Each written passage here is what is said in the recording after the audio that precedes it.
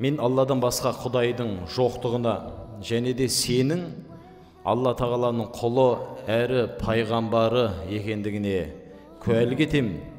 5 уақыт намазымды оқимын, малымнан зекет берем, Рамазан оразасын ұстаймын деген екен. Мен сонда ардақты пайғамбарымыз саллаллаху алейхи уассалам кімде-кім осы күйде өлсе жәннаттық болады.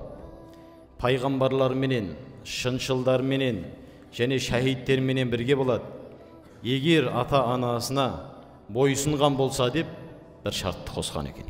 Демек, қанша жерден намаз оқыңыз, қанша жерден ораза ұстаңыз, қанша жерден зекет беріңіз, егер ата-ананың разылығын алмаған болсаңыз, қалған амалыңыздың барлығы ол босқа кететіндігін пайғамбар саллаллаху алейхи уассалам міне осы қасиетті хадисте